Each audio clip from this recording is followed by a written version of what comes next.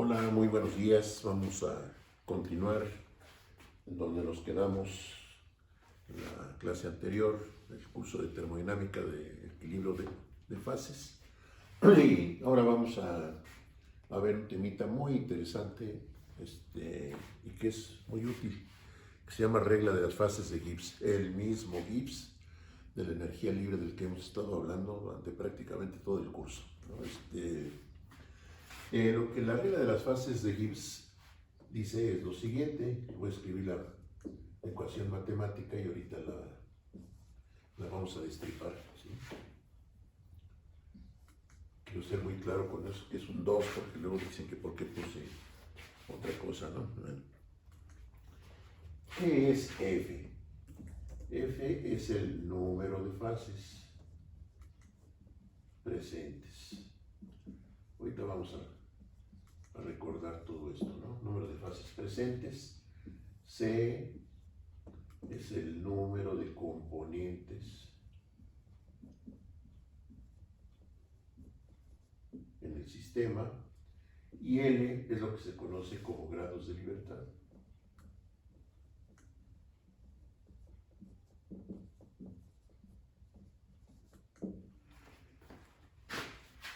¿Qué es fase?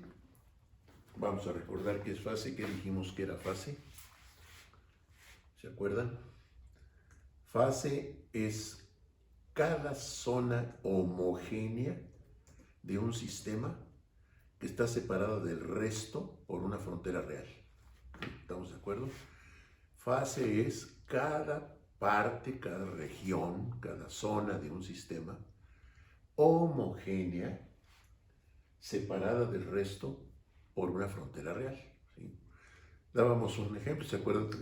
Con un gran recipiente en el que íbamos poniendo ahí, primero dijimos que el recipiente vacío, que no estaba vacío, ¿verdad? Tenía aire, entonces pues, hay nitrógeno y oxígeno, etcétera, etcétera. Después agregábamos agua, y que etanol, y que benceno, y que etcétera, etcétera, etcétera.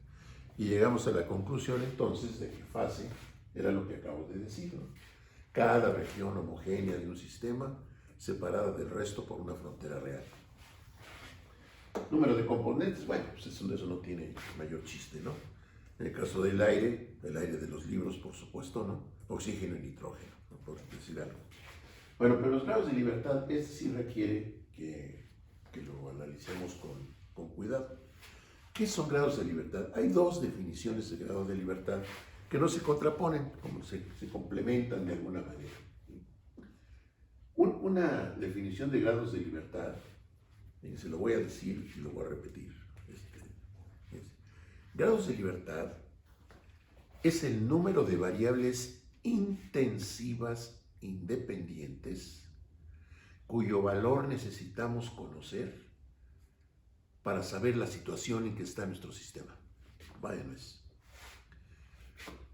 Número de propiedades intensivas. ¿Qué es eso? ¿Qué es una propiedad intensiva? Una propiedad intensiva es la que no depende de la cantidad de masa en mi sistema. Por ejemplo, la presión, por ejemplo, la temperatura, por ejemplo, la densidad, por ejemplo, la viscosidad. Ninguna de esas propiedades termodinámicas depende de la cantidad de masa que yo tenga en mi sistema. Las que sí dependen se llaman extensivas, ¿sí? Bueno, aquí estamos hablando de propiedades intensivas, independientes, cuyo valor necesitamos conocer para saber la situación de nuestro sistema, el estado de nuestro sistema, ¿sí? Bueno, esa es una de las definiciones. Entonces dijimos que número de variables intensivas independientes, eso es muy importante, ahorita lo vamos a aclarar, ¿sí? Independientes, cuyo valor es necesario conocer.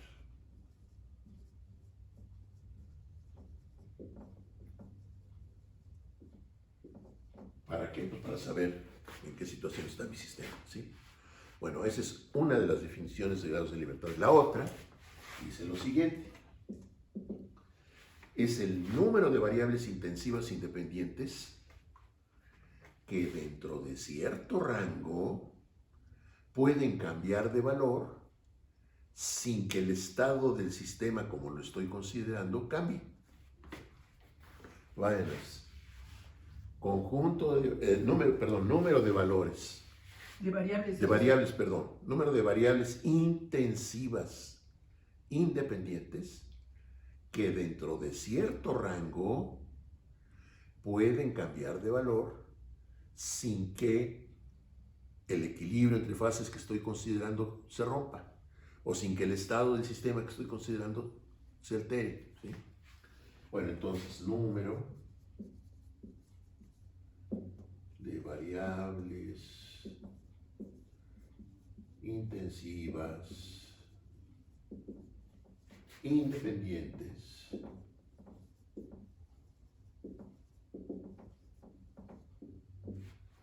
que pueden cambiar de valor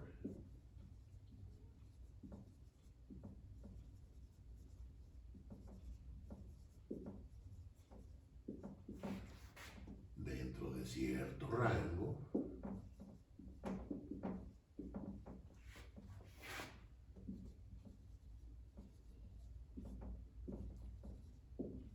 sin que el equilibrio entre fases considerado se rompa o se altere o cambie. ¿Estamos de acuerdo? Bueno, muy bien. Vamos a analizar esto para que no nos quede duda de lo que está pasando. Vamos a recordar el diagrama de fases de una sustancia pura. Ya lo hemos dibujado en muchas ocasiones. Vamos a hacerlo una vez más. Presión, temperatura, punto triple, punto crítico, zona sólida, zona líquida, zona vapor. Esta es la línea de equilibrio líquido-vapor. Esta es la línea de equilibrio sólido-vapor. Línea de equilibrio sólido-líquido, ¿no? Ahí está nuestro diagrama de fases. Fíjense, ¿qué pasa si yo estoy aquí?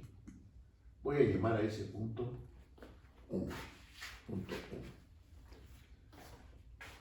¿Cuál es? De acuerdo a la regla de las fases que dijimos que decía que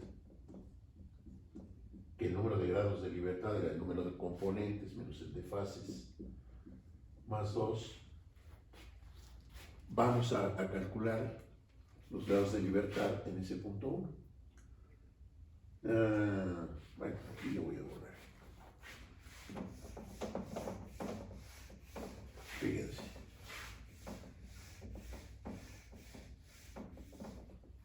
Entonces, los grados de libertad en el punto 1 van a ser componentes. Bueno, pues ese es el diagrama de fases de una sustancia pura. Si es una sustancia pura, pues entonces el número de componentes es 1. ¿Estamos de acuerdo? Si estoy aquí, estoy en la zona líquida. Entonces, ¿qué fases están presentes? Pues nada más una, líquido. ¿Sí? Entonces, 1 menos 1 más 2 me da 2.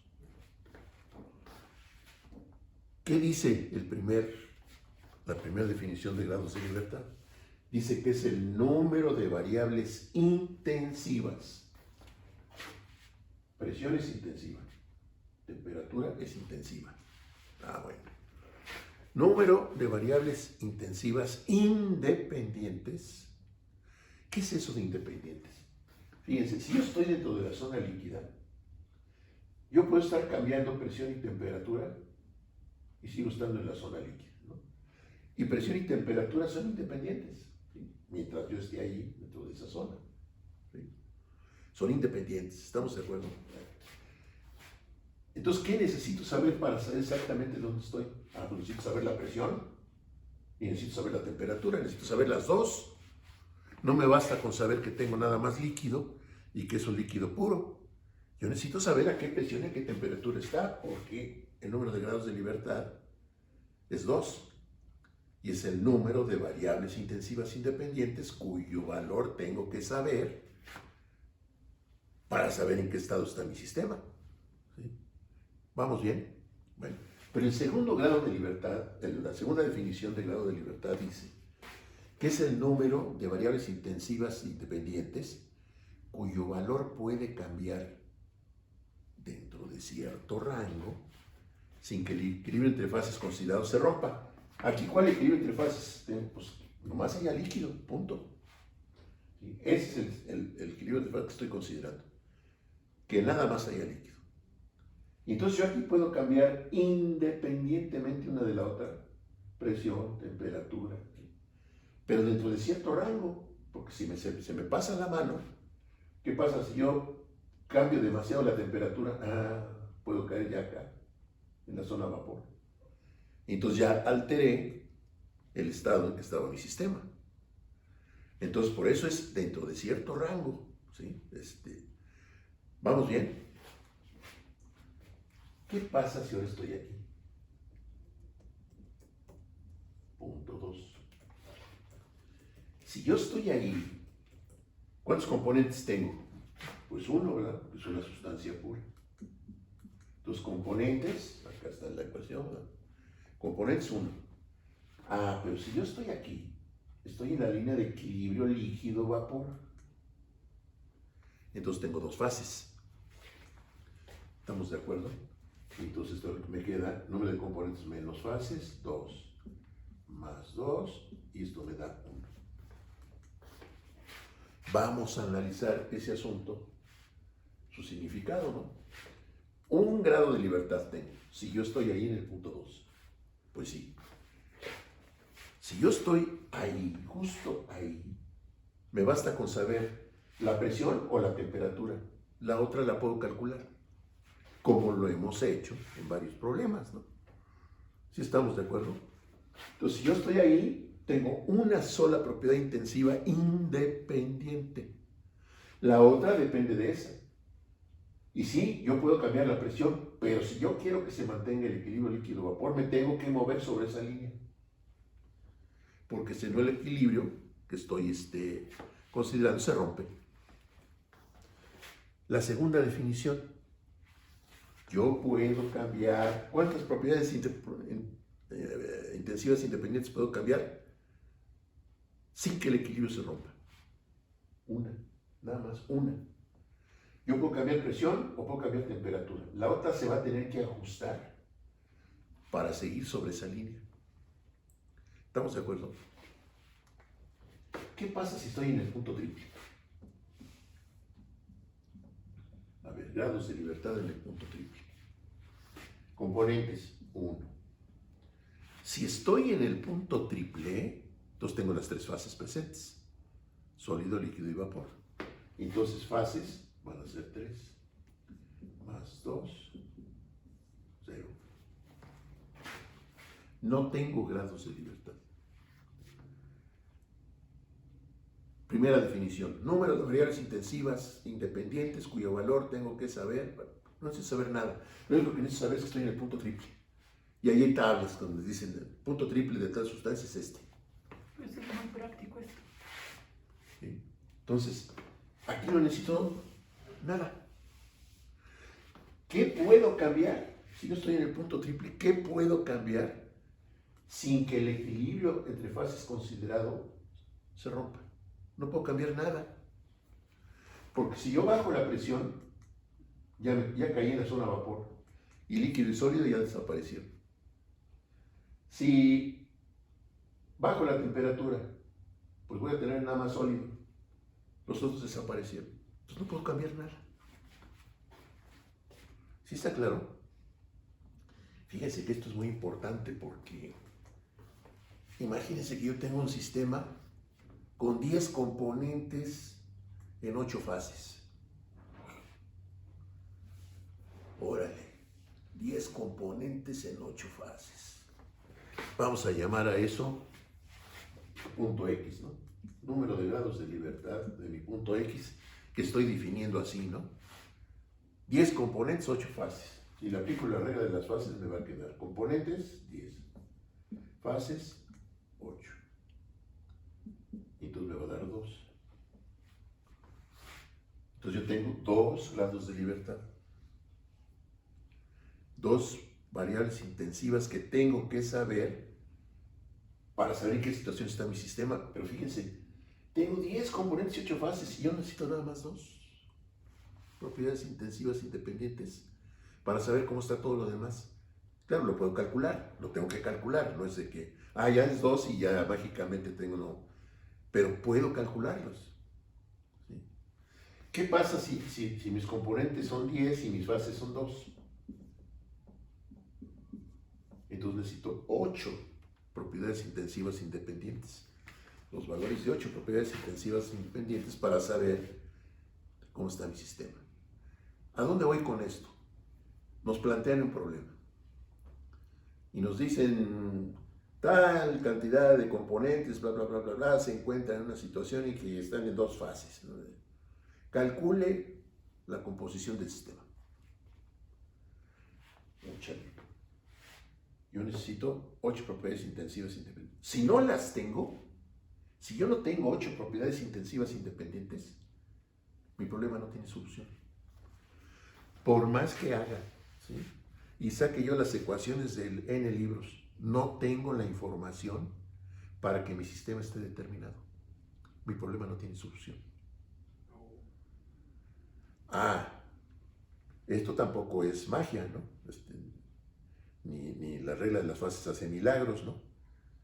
La regla de las fases me dice, tienes la información para calcular lo que necesitas. La tienes, ahora búscala, ¿no? Pero eso es muy importante, porque si yo no tengo la información necesaria, no más voy a estar perdiendo el tiempo, porque mi problema no tiene solución.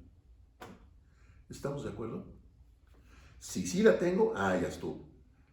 Ya es cuestión nada más de tesón y de ponerme a darle y voy a encontrar la solución. Pero si no la tengo, no la puedo encontrar. Una forma podría ser experimentación para obtener lo que me hace falta y poder Pues pudiera ser, claro. Si me falta información, pues la voy a obtener, ¿no? Si yo necesito información, no la tengo, no me la están dando explícitamente, no la tengo. Bueno, pues un camino sería buscarla, ¿no? Por experimentación. O por experimentación, o consultando alguna fuente, lo que sea, ¿no? Vamos a resolver un problema muy sencillito de esto, para que vean ustedes el significado de esto, ¿no? Entonces, estamos en el punto triple. Se me estaba pasando. Hay un punto muy interesante. El punto crítico. Fíjense.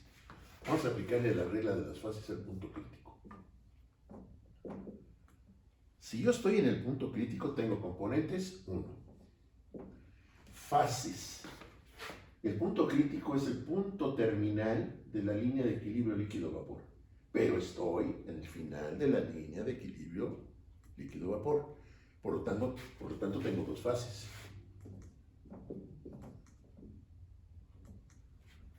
¿Estamos de acuerdo?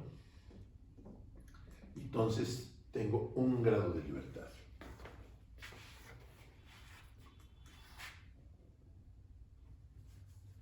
¿Qué puedo cambiar ahí? Si los grados de libertad es el número de variables que yo puedo cambiar de valor dentro de cierto rango, sin que el equilibrio entre fases se rompa, entonces, ¿qué?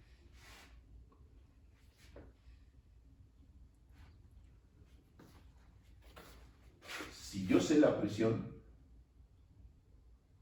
¿puedo saber la temperatura del punto crítico? Pues sí, ¿verdad? Sí puedo, ¿no? Si sé la temperatura, pues también puedo, ¿no? ¿Ok? Bueno, muy bien. Vamos a resolver un problemita. Muy sencillo. Muy sencillo. Que dice lo siguiente. ¿Qué presión ejerce un gas ideal? ¿Qué presión ejerce un gas ideal que se encuentra en un recipiente con un volumen de 30 litros a una temperatura de 300 Kelvin. ¿Qué presión ejerce un gas ideal que se encuentra en un recipiente de 30 litros a una temperatura de 300 Kelvin?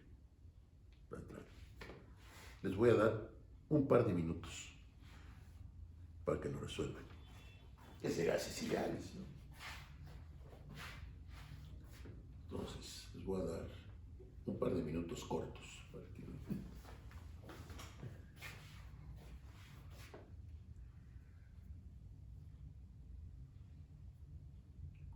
¿Alguien ya lo resolvió? ¿O está en vías de hacerlo? No. ¿Alguien ya encontró una respuesta? Ah, por ahí vi que alguien ya la encontró. Ah, ¿y cómo lo hiciste? Ah, consideraste que el número de moles era 1. ¿Y cuándo dije yo que el número de moles era 1? Nunca lo dije, ¿verdad? Eso lo inventaste tú. Yo lo planteé así como está ahí. ¿Qué presión ejerce un gas ideal que está en un recipiente con un volumen de 30 litros a 30 Kelvin? Con esa información no lo puedo resolver. ¿Por qué? Regla de las fases. L, componentes, 1, es un gas ideal. Fases, 1, porque es un gas ideal.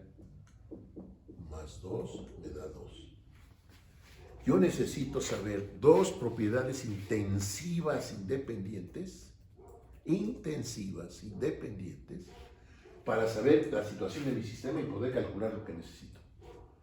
Yo necesito dos propiedades intensivas. ¿Cuántas tengo? Una. Temperatura. El volumen no es intensivo. El volumen es una propiedad extensiva. Entonces yo nomás tengo una de las dos que necesito. Mi problema no tiene solución. ¿Por qué el compañero lo resolvió? Suponiendo que el número de moles era 1. Ah, y entonces sí ya se pudo resolver. ¿Por qué? Ah, si yo digo que el número de moles es 1, de cualquier manera, N es una propiedad extensiva, no es intensiva. ¿Sí estamos de acuerdo? El número de moles depende de la cantidad de masa. Entonces, esta es extensiva. Esta es extensiva. La única intensiva es esta. Y yo necesito dos propiedades intensivas. ¿Por qué si tengo ahora sé el número de moles? Porque ahora sí tiene solución. Si aparentemente no tengo las dos propiedades intensivas que necesito. Ah, pues porque el volumen entre el número de moles me da el volumen molar. Y el volumen molar es intensiva. ¿Estamos de acuerdo? ¿El volumen molar depende de la cantidad de masa? No, es por mol, se acabó. Es intensiva. Ahora ya tengo temperatura intensiva, volumen molar intensivo. Ahora sí tiene solución mi problema. Y ya la busco. Y no tiene mayor chiste, ¿no? Presión, pues va a ser N, R, T sobre B. Y ahora tengo toda la información que necesito porque B y N están relacionadas mediante la propiedad molar. Dicho de otra manera, esto lo puedo escribir así, ¿no? Es lo mismo. ¿Sí? Ahora sí mi problema tiene solución. Pero como lo había yo planteado inicialmente, el problema no tiene solución porque no conozco dos propiedades intensivas independientes que de acuerdo a la ley a la regla de las fases necesito saber. ¿Sí quedó claro? Bueno, pues ahí está un ejemplo clarito, simple, de la utilidad de la regla de las fases, ¿no? ¿De acuerdo? Vamos a intentar en la medida de que nos acordemos de aplicarla, ¿no? Bueno, muy bien. La deducción de la regla de las fases, la deducción formal de la regla de las fases, es medio farragosa. ¿Qué quiero decir con eso? Medio enredada, complicada. Bueno. Pero está en los apuntes que les mandé. Ahí está. Si les interesa, búsquenla y ahí destrípenla, ¿no? A mí me parece más importante aplicarla y ver qué significa que su deducción formal, ¿no? Pero ahí está, ¿no? A los que les interese, ¿no? ¿De acuerdo? Bueno, vamos a avanzar un poquito.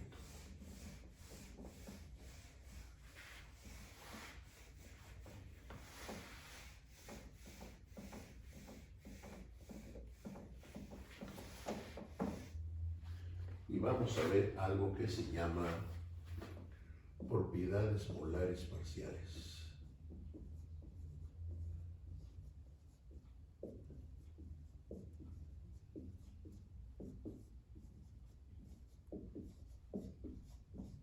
Propiedades molares parciales. Voy a escribir la definición matemática de una propiedad molar parcial. Y ahorita la destripamos.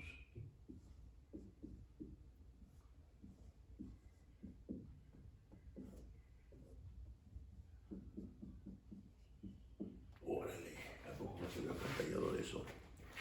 Ahí con su novio o novia que estudian leyes, ahí dejan abierto su cuaderno. Casualmente, ¿no? Y va a llegar y va a preguntar, oye, ¿qué es eso? Ah, sí, la definición de propiedad molar parcial. ¿Sí? Y no le digan nada más, ¿no? Ahí lo dejan, ¿no? Para que se quede impresionado, ¿no? Bueno, muy bien. F, aquí, F, me indica cualquier propiedad termodinámica, la que sea. Puede ser el volumen, puede ser la energía libre de Gibbs, puede ser la entropía, puede ser la entalpía de mezclado, puede ser la que se les ocurra. ¿Sí? F es cualquier propiedad termodinámica. ¿Esto cómo se lee? F molar parcial. F molar parcial. Si desde luego si estoy hablando de volumen, pues entonces será volumen molar parcial del componente I, ¿no? Si estoy hablando de la entalpía, pues será entalpía molar parcial del componente I. Así se lee eso. ¿Estamos de acuerdo? Y en la derivada parcial, ya se acuerdan que ya vimos lo de derivada parcial, es cuando una función que depende de varias variables, ¿sí? Estamos viendo el efecto separado de una de ellas. ¿Sí? Bueno, aquí el efecto que estamos analizando es cuando cambia la cantidad de moles de ese componente I. ¿Qué pasa con la función F, que puede ser cualquier propiedad termodinámica, cuando la composición cambia?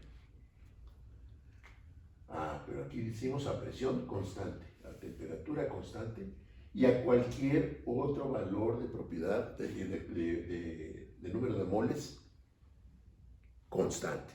¿Sí? Estoy viendo nada más el efecto de cambiar el número de moles del componente I.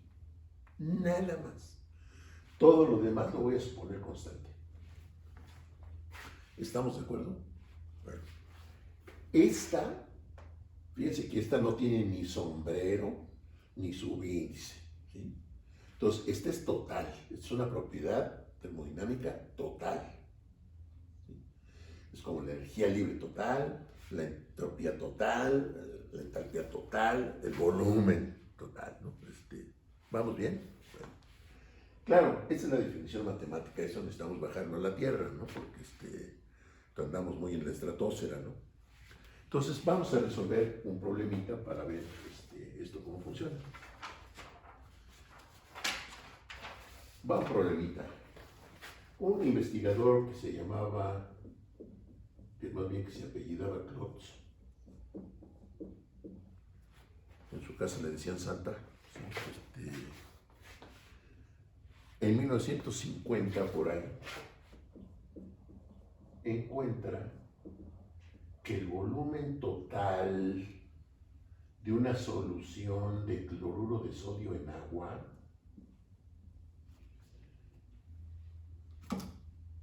está dado por la siguiente ecuación.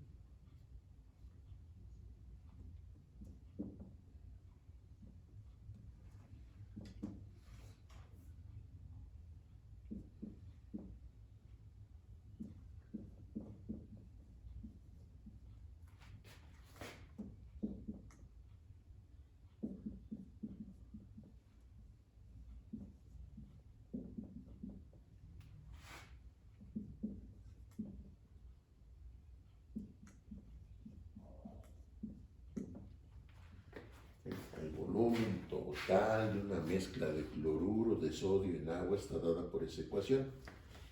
El volumen total, calculado así, me dará en centímetros cúbicos. Y N2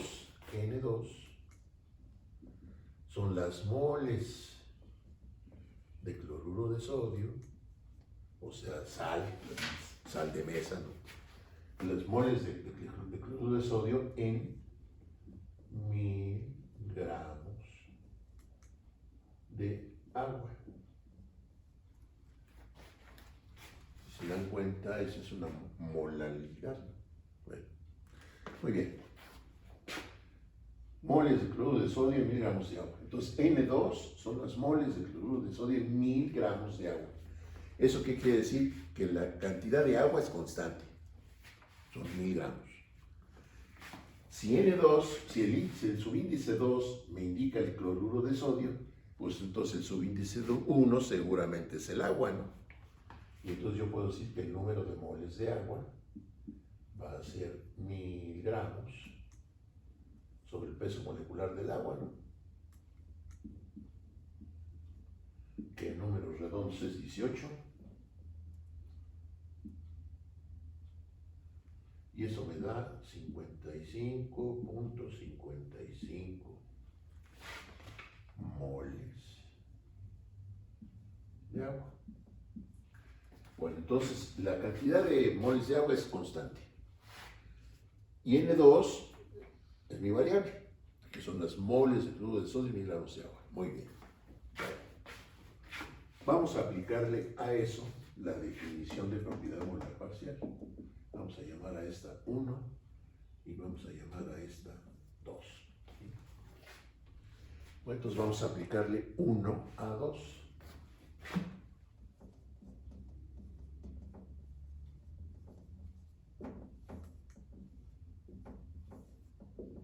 Y entonces, ¿qué voy a obtener?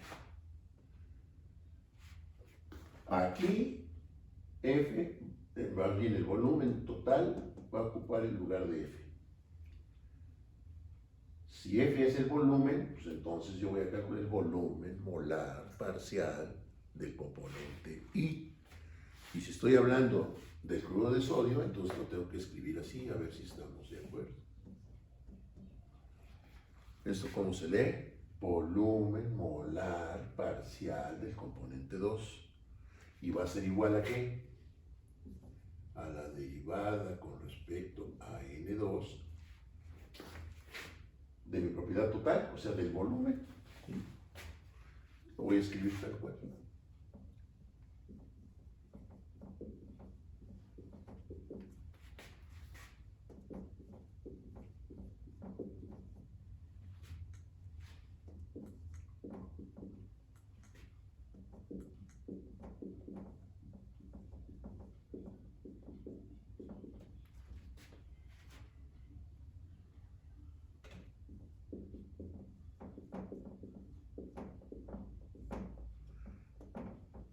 Presión, temperatura y número de moles de componente no constante.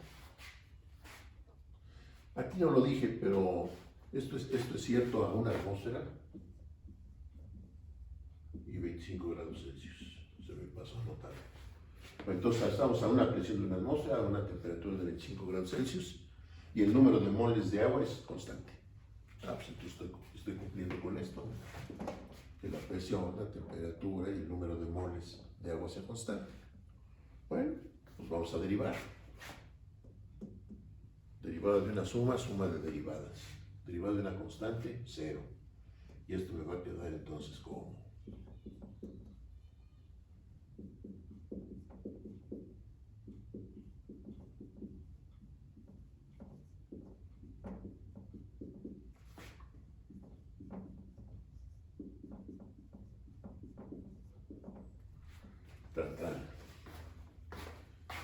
ahí está mi derivada. Esa ecuación, esa última ecuación que estamos obteniendo, entonces me da el volumen molar parcial del componente 2, o sea, del cloruro de sodio. Muy bien. Pero yo quiero el volumen molar parcial de los dos. Yo quiero saber el volumen molar parcial del cloruro de sodio y del agua, de los dos. Y entonces, ¿qué hago? Bueno, antes que nada vamos a llamar a esta ecuación 3. Sabemos que el volumen total, aparte de estar dado por esa ecuación, también debe ser igual a esto. A ver si estamos de acuerdo. Entonces, este es nomás de lógica.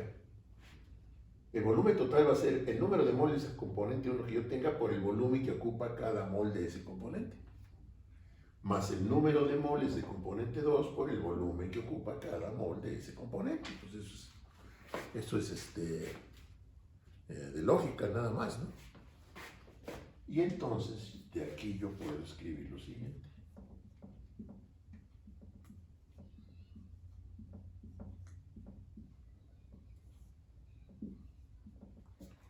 Puedo escribir eso.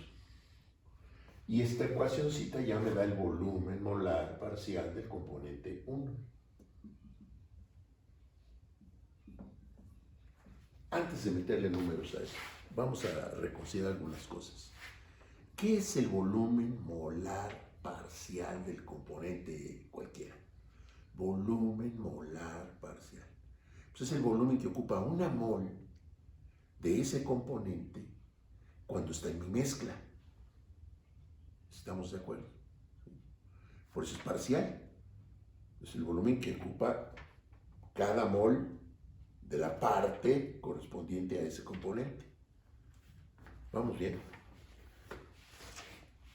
Cuando la clase pasada hablábamos de soluciones ideales y encontramos una serie de propiedades, encontramos que el cambio de volumen de una solución ideal debido al mezclado es cero. El volumen no cambia. ¿Recuerda que dijimos un litro de benceno más un litro de tolueno me da 2 litros de solución? Punto. ¿Esto corresponderá entonces a una solución ideal?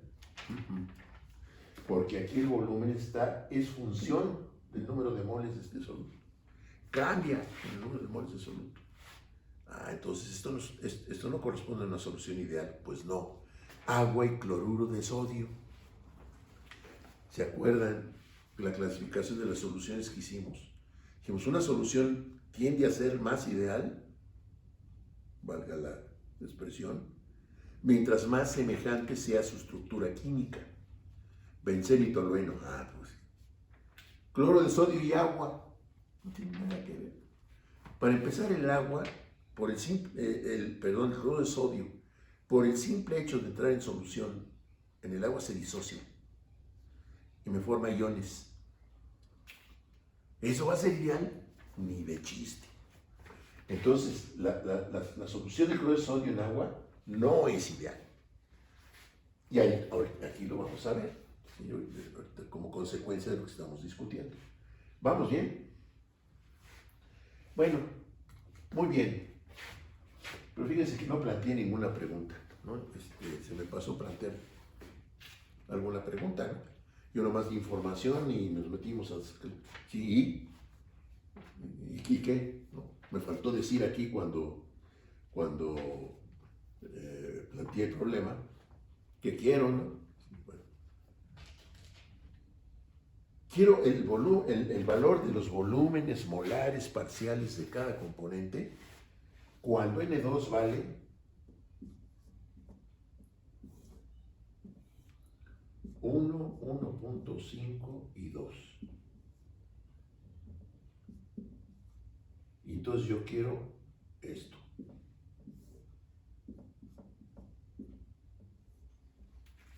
Para cada uno de esos valores de N2, yo quiero el volumen molar parcial de cada componente. ¿Vamos bien? Bueno, pero ya las otras ya está re fácil, ¿no? Porque el volumen molar parcial de 2, pues lo encuentro con la ecuación 3. Ahí en la ecuación 3 sustituyo N2 y ya estuvo.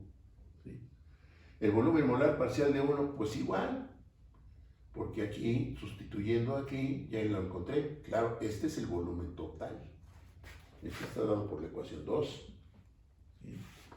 Entonces, este lo voy a Este lo voy a calcular con la ecuación 3. Y este lo voy a calcular con la 1 y la 3. Puse ahí con qué ecuaciones vamos a calcular eso, ¿no? Entonces, volumen molar parcial del componente 2 con la 3 nada más. Ahí sustituyo N2, se acabó. Volumen 1, entonces necesito el volumen total. Eso me lo da la ecuación. Puse 1 y es 2. Con la ecuación 2. Y con la 3, porque con la 3 tengo el volumen molar parcial de 2. Central. Fíjense los resultados.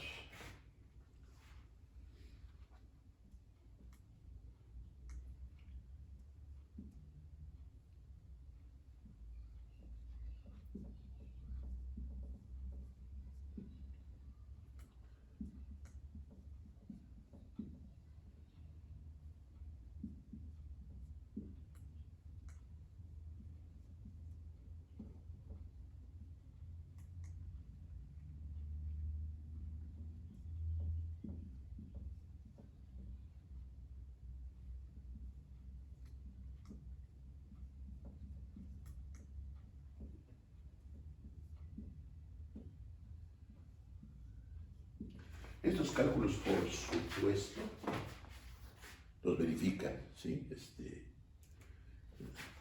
Como siempre, ¿no? Eso lo he repetido N veces en todas las clases, ¿no? Aquí no den nada por sentado y que porque yo lo hice ya está bien, ¿no? Esto verifique y lo hace, ¿no? Pero ahora fíjense, ¿qué cosa está pasando aquí? Dice volumen molar parcial de 1, 18, 60. ¿Que el agua, las moléculas de agua se están inflando o qué onda? Lo mismo acá, ¿no? ¿Qué está pasando al cloruro de sodio? Su volumen molar, el volumen que ocupa una mol, está aumentando. ¿Cómo está eso? ¿Sí? Eso necesita una explicación, ¿no?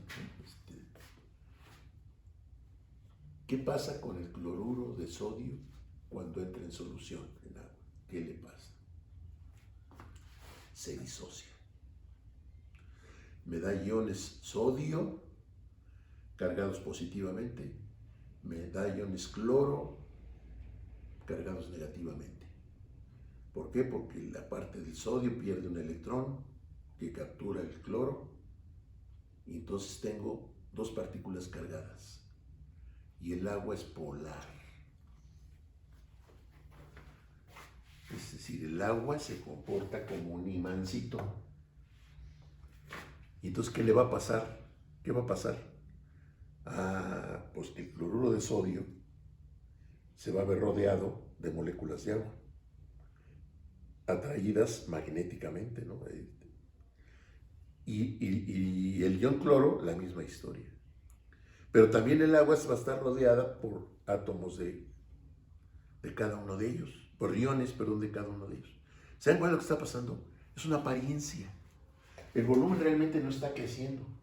Lo que está pasando es un fenómeno físico-químico que da la impresión de que las moléculas de agua o se inflan o que los iones aumentan de tamaño. No, lo que pasa es que están rodeados de moléculas de agua o la molécula de agua rodeada de iones, ¿sí?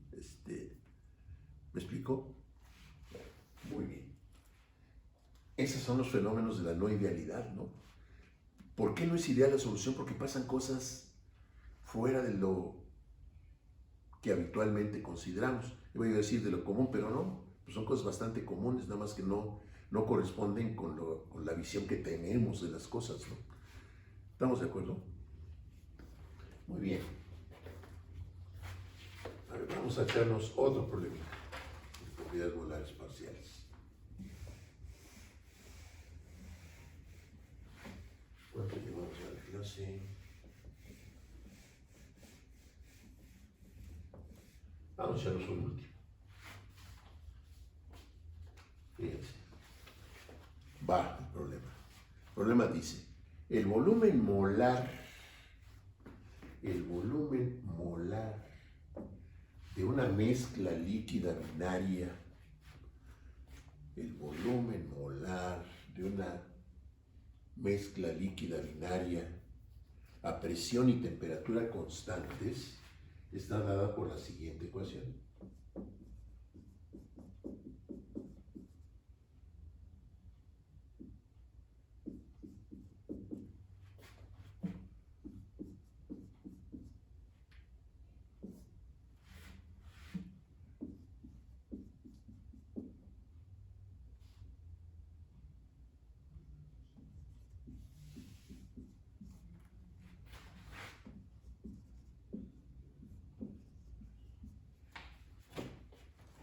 Como es una mezcla líquida binaria, entonces uso X, ¿no?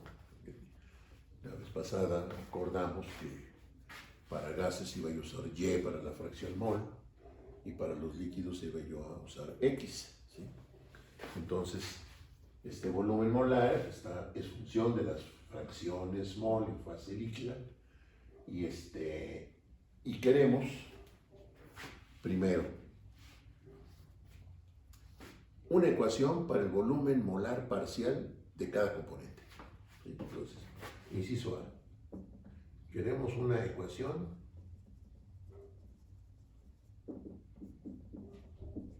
para el volumen molar parcial de cada componente.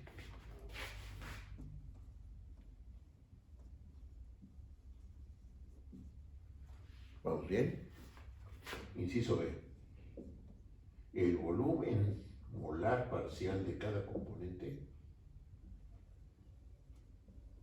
cuando X1 vale 0.3. Volumen molar parcial de cada componente cuando X1 vale 0.3. Siguiente. El volumen molar puro de cada componente. ¿Se acuerdan que también acordamos el otro día que íbamos a indicar con un gato cuando estaba pura? ¿Sí? El siguiente inciso, el volumen molar parcial a dilución infinita de cada componente. Órale. Ahora sí se oyó pantallador esto, ¿no? Esto se lee volumen molar parcial del componente I a dilución infinita. Está pantallador, ¿verdad? No, la clase de hoy sí es para dejar el cuaderno abierto por ahí, ¿no? ¿Qué queremos decir con dilución infinita? Ayer, en la clase pasada, hablábamos de una alberca, ¿se acuerdan que dijimos? Una alberca de agua pura, una alberca olímpica de agua pura. ¿Sí? Y yo por acá voy a echar una gotita de etanol. ¿Se lo están imaginando? Ahí tengo mi alberca y acá echo una gotita de etanol. Muy probablemente la solución se va a formar. Pero ¿cómo va a estar el etanol en mi solución? Pues va a estar infinitamente diluido. ¿Estamos de acuerdo? Eso es esto. Yo quiero saber qué volumen ocupa una mol de cada componente cuando está infinitamente diluido. Eso se llama volumen molar parcial a dilución infinita. Es lo mismo, ¿no? Puede decir volumen molar parcial de cada componente cuando está infinitamente diluido, pero es más económico decir infinitamente diluido, ¿no? A dilución infinita, ¿no? ¿Vamos bien? Bueno, fíjense entonces que tenemos varias chambas que hacer, ¿no?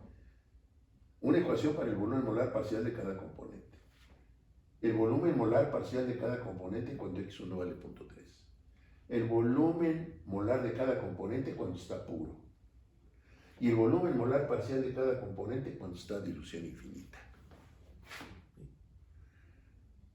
Mejor aquí le vamos a dejar. Porque como ven, pues el asunto va a estar larguito, ¿no? Entonces vamos a dejarlo pendiente Ustedes empiecen ahí a pensarle, ¿no? Para empezar, para que estemos de acuerdo. ¿Se acuerdan en la definición de propiedad molar parcial? Dijimos que la cantidad que se va a derivar es total. La voy a escribir en la...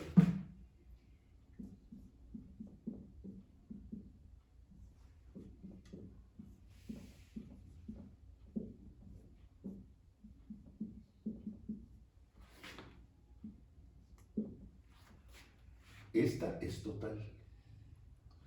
Yo aquí la tengo molar. ¿Cómo pasa una cantidad molar a total? Pues multiplico por el número de moles. Total. ¿Sí? Bueno, eso nomás lo planteo así como para tema de reflexión. ¿Sí? Entonces, ¿cómo transformo esto en una propiedad total? Porque la necesito.